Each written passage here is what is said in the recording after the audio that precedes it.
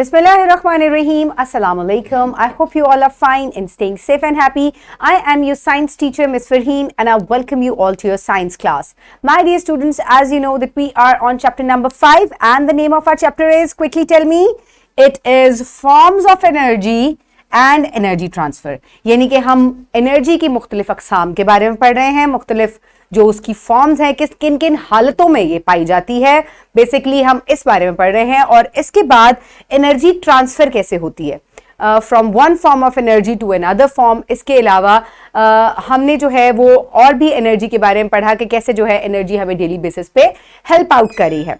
So my dear students, in today's lecture we are going to study about heat transfer कि heat जो है ये कैसे transfer होती है. ठीक है. So my dear students, before moving on towards the lecture, let's quickly recap what we did in the previous lecture.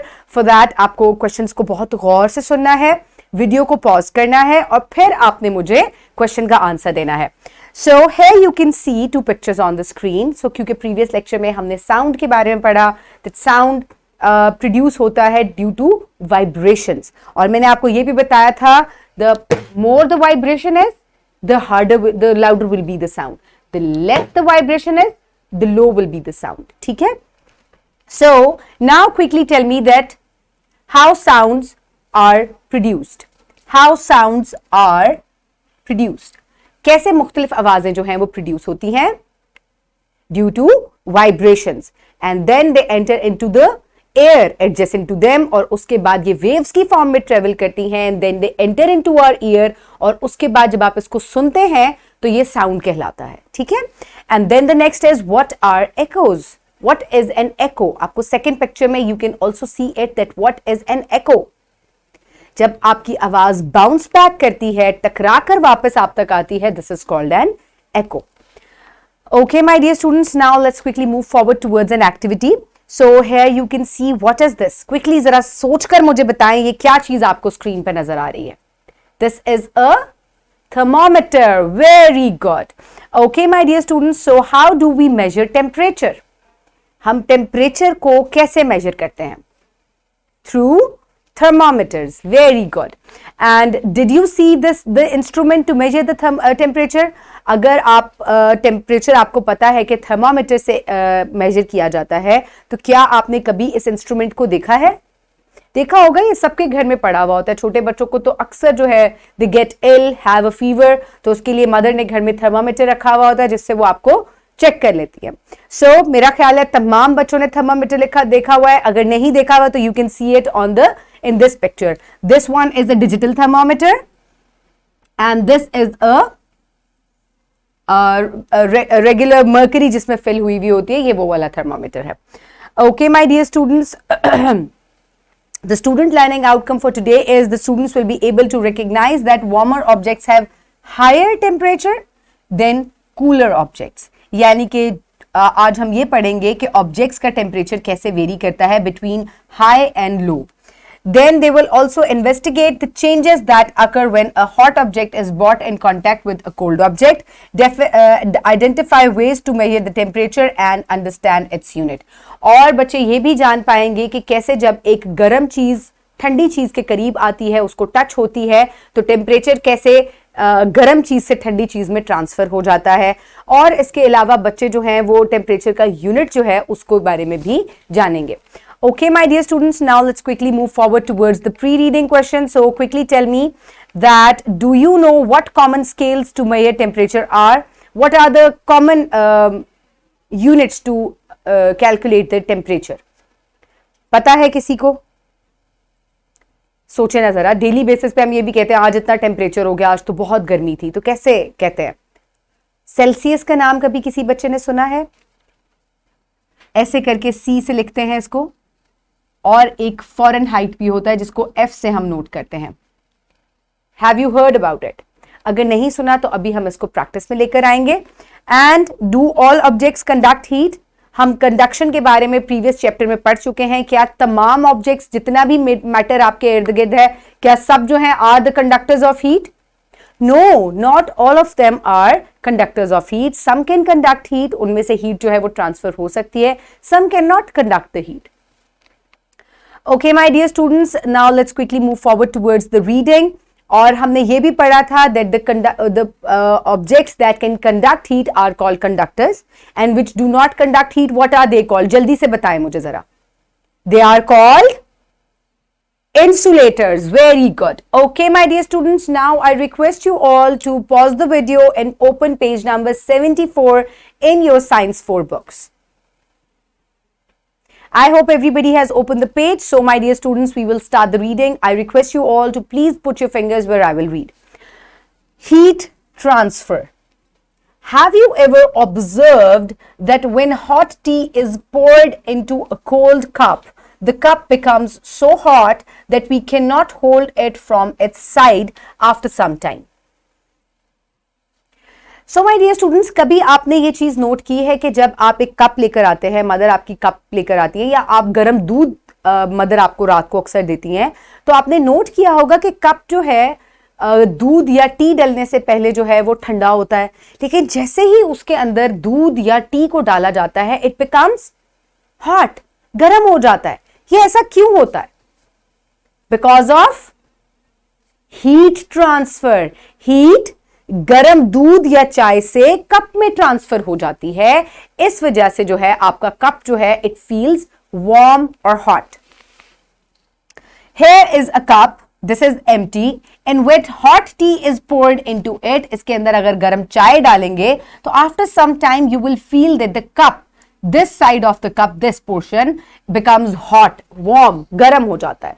और ये आपने अक्सर नोटिस किया होगा, आज रात को जब मदर आपको गर्म दूध देंगी, आज आपने ठंडा दूध नहीं पीना घर जाके, आज आपने मदर से कहना है give me a warm glass of milk and when you will touch it you will feel it that it becomes warm. उसको पहले और बाद में टच करके देखिएगा and you will notice the difference. Okay? The tea had higher temperature than the empty cup. The heat moved from the hot tea to the cold cup and after some time the cup becomes so hot as the tea was. So we say heat moves from the hot body towards the cold body. So my dear students, इससे हम क्या चीज observe करते हैं कि गरम चाय के अंदर जो हीट थी वो ठंडे कप के अंदर मुंतकिल हो गई, ट्रांसफर हो गई. ठीक है, और इससे हमें ये पता चलता है कि हीट एनर्जी जो है वो ट्रांसफर हो सकती है, मुंतकिल होती है from higher temperature towards the cold temperature, यानी कि वो अपने साथ रखी हुई कोल्ड ऑब्जेक्ट को या जिसके अंदर उसको डाला जाएगा वो उसको गर्म कर देती है, वार्म कर देती है. Measuring temperature. अब इस हायर टेम्परेचर और लो टेम्परेचर को मेजर कैसे किया जाता है? Let's read about it. By touching different objects, we know whether the object is hot or cold. But the question arises, how much of any object is hot or cold? So my dear students, जब आप किसी ठंडी और गर्म चीज को touch करते हैं तो इससे आपको पता चल जाता है. For example, if I'll touch this, so इसका टेम्परेचर नॉर्मल है. If I'll touch the screen, तो ये थोड़ी सी ठंडी है. तो मैं गर्म और ठंडा जो है by touching it I can tell. आप ठंडे पानी को हाथ लगा के नहाते हुए आप हाथ लगा के चेक करते हैं कि whether it is cold water or hot water. ऐसे करते हैं ना, सब बच्चे करते हैं, I know that. लेकिन कितना गर्म है या कितना ठंडा है ये हमें कैसे पता चलेगा? So for this, the degree of hotness or coldness is called temperature. So जो hotness और coldness की डिग्री है कि how hot or cold it is, this is called temperature. We can measure temperature by using a thermometer. ठीक है, हम एक thermometer को use करते हुए we can measure the temperature. A thermometer is a glass tube filled with fluid mercury. So my dear students, हम एक thermometer को कैसे जो है वो इस्तेमाल करते हैं, किस तरह से हम उसको यूज करते हैं? हम उसके जो एक थर्मामीटर को यूज करते हुए हम टेम्परेचर मेजर करते हैं और उसके अंदर एक जो है वो लिक्विड फिल हुआ होता है which is called fluid fill हुआ होता है विच इज कॉल्ड मर्क्यूरी. और इसके बाद the normal human body temperature is 37 degree Celsius और 98.6 फ़ारेनहाइट. सो हमारी बॉडी का जो नॉर्मल टेम्परेचर है, जो हेल्दी टेम्परेचर है, दैट इज 37 डिग्री सेल्सियस. यानी कि अगर आप उसको सेल्सियस में रिकॉर्ड करेंगे या सेंटीग्रेड भी इसको कहा जाता है, हम इसमें इसको रिकॉर्ड करेंगे तो इट इज 37 डिग्री, और अगर हम इसको फ़ारेनहाइट्स में रिकॉर्ड करें तो that is 98.6 Fahrenheit. So here you can see a thermometer. मेरे पास ओरिजिनल में I have bought a thermometer. आपकी टीचर जो है, आई रिक्वेस्ट देम कि प्लीज बच्चों को एक दफा हाथ में थर्मामीटर पकड़ाएं और then ask them to read the thermometer. ठीक है. So once we will have a look at the picture, जिसमें थर्मामीटर की पिक्चर है और सारा है. उसके बाद हम इसको जो है एक दफा स्टडी करेंगे. So here you can see that this is mercury filled in the thermometer. ठीक है. नैरो ट्यूब इन विच मर्करी फ्लोज. ठीक है. एक थर्मामीटर है और उसके अंदर ये नैरो ट्यूब होती है, ये जो आपको ग्रीन कलर की नजर आ रही है, और इसके अंदर जो है वो मर्करी फ्लो करती है. लिक्विड मर्करी और अल्कोहल. अब इसके अंदर या तो मर्करी होती है और कुछ थर्मामीटर्स में अल्कोहल भी होता है, वो आपको रेड कलर का नजर आता है, और मर्करी जो है वो सिल्वर होती है. So this is how you can differentiate between कि ये अल्कोहल है थर्मामीटर है या मर्करी वाला थर्मामीटर है. These are the scales. ऊपर टॉप पे और बॉटम पे जो है वो स्केल्स लिखे हुए हैं, और जो टॉप स्केल होता है this is for centigrades, this is for centigrade, और एक जो है ऊपर जो है वो फ़ारेनहाइट का स्केल भी होता है. ठीक है.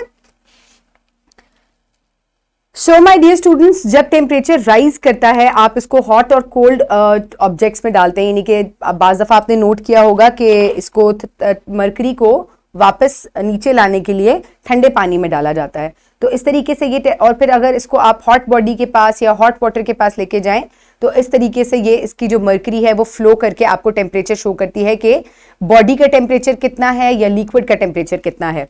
तो इस तरीके से आप मेजर कर सकते हैं. टॉप पे इस थर्मामीटर के सेंटीग्रेड में मेजरमेंट्स लिखी हुई हैं और नीचे फ़ारेनहाइट में मेजरमेंट्स लिखी हुई हैं. So exactly if I read it 37 degree centigrade और एग्जैक्टली उसके नीचे 98.6 Fahrenheit, if I read it correctly 98.6 Fahrenheit reading लिखी हुई है. So this is how you read the thermometer. So teachers please बच्चों को एक दफा थर्मामीटर जो है वो जरूर हाथ में पकड़ाएं ताकि वो रीड आउट कर सके कि थर्मामीटर जो है किस तरीके से उसको रीड किया जाता है. So common scales of temperature. You will find two scales on thermometer measure temperature to measure the temperature. One is Fahrenheit scale, which is shown with F, and the Celsius scale, which is shown with the C. So now let's read about Fahrenheit scale. Fahrenheit scale of temperature is based on 32 Fahrenheit for the freezing point of water and 212 Fahrenheit for the boiling point of water. So my dear students, water freezes below 0 degree centigrade, है ना, ऐसे ही होता है. लेकिन freezing point water का Fahrenheit में कितना है, 32 डिग्री सेल्सियस, और बॉइलिंग पॉइंट वाटर का कितना होता है, दैट इज 100 सेल्सियस. लेकिन फॉर वाटर फ़ारेनहाइट में अगर उसको नोट करेंगे तो that is 212 Fahrenheit. The interval between the 2 points is divided into 180 parts. Conversion of Celsius scale into Fahrenheit scale. Fahrenheit is equal to 9 divided by 5 centigrade degree Celsius plus 32. So this is how you can get the Fahrenheit scale. So here you can see Fahrenheit and Celsius scale have different readings on a single thermometer. So अब आप ये देखें कि ये एक thermometer है और इसमें अगर आपको नोट करें तो यहाँ क्या टेम्परेचर शो हो रहा है, दिस इज 20.5, बल्कि 20.9 या 8 कह लें आप, और यहाँ पे it is more than, it is almost 90 Fahrenheit. So इस तरीके से आप जो है वो टेम्परेचर को नोट करेंगे कि एक ही थर्मामीटर पे फ़ारेनहाइट और सेल्सियस जो है वो डिफरेंट जो है वो रीडिंग्स शो कर रहे हैं. Now Celsius scale. Celsius temperature scale is based on 0 degree centigrade for 0 degree Celsius for the freezing point and 100 degree Celsius for the boiling point of water. ये हम water की बात कर रहे हैं. It is sometimes called the centigrade scale because the interval between the two divided points is divided into 100 parts. Conversion of Fahrenheit scale into Celsius scale. So Celsius is equal to 5 by 9 minus 32. So this is how you get the centigrade. यहाँ आपको अगर याद होगा हमने add किया था to get the Fahrenheit, लेकिन अगर हमें सेल्सियस को वो करना है तो then it becomes 5 by 9 minus 32. So my dear students, heat transfer from hot to cold objects. Then if you pour tea or milk, hot tea, milk or water or any liquid into a cold cup, the heat transfer from the warm liquid into the cold cup. और किस चीज से हम temperature को measure करते हैं? We measure it through a thermometer. कौन कौन से स्केल्स हैं टेम्परेचर को मेजर करने के? कौन कौन से यूनिट्स हैं? One is Celsius and the other is Fahrenheit. So now is the time for evaluation. How does heat transfer? Heat transfer from hotter objects to the colder objects. Do all objects transfer heat? Yes. What is temperature measuring instrument and units? The temperature measuring instrument is thermometer and the other is the units are centigrade, Celsius and Fahrenheit. So for practice, you can download this worksheet from the description box below this video, or you can get it in print form by your teacher. Write down your name and the roll number, write the missing words and complete the given sentence. Heat always flow from dash materials to the dash materials, hot materials to the cold materials. We use dash to measure the temperature, we use thermometer to measure the temperature. Freezing point of water is 0 degree Celsius. For Fahrenheit scale, it is 32 degree Fahrenheit and it is 0 degree Celsius. Okay, boiling point of water for Celsius scale is 100 degree centigrade, whereas for and for Fahrenheit, sorry, इधर आएगा Fahrenheit, and Fahrenheit it is 212 Fahrenheit, degree Fahrenheit. What is a thermometer? Define it. What is the conversion of Celsius into Fahrenheit? Write down the formula. That is very easy. Celsius को आपने Fahrenheit में convert करना है. So F is equal to 9 by 5 Fahrenheit plus 32. So what is the conversion of Fahrenheit scale into Celsius? So again, write down the formula.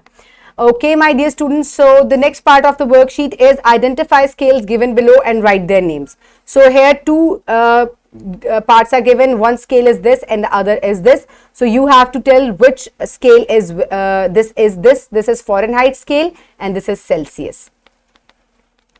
Okay, my dear students, for homework, you will do homework activity given on page number 75 and you will do question number 6 from section C given on page number 80. So, take a steel spatula and place it in hot water. Heat will transfer from the tip of the spatula to the handle. What do you conclude from this activity? So, my dear students, अब आपको ये practical घर में करना है. हम previous chapter में भी कर चुके हैं practical, so you can easily perform it now. And then you will do question number 6. Write brief notes on Fahrenheit scale and Celsius scale. So, you have to write notes in your notebook as the homework. So, my dear students, today we have learned that heat moves from hot body towards the cold body. Temperature is measured by thermometer having scales Fahrenheit and Celsius. My dear students, I hope now you know how heat is transferred from warmer bodies to the colder bodies, how we measure it, what are the units. Keep everybody around you safe. Have a good day. Thank you so much and Allah Hafiz.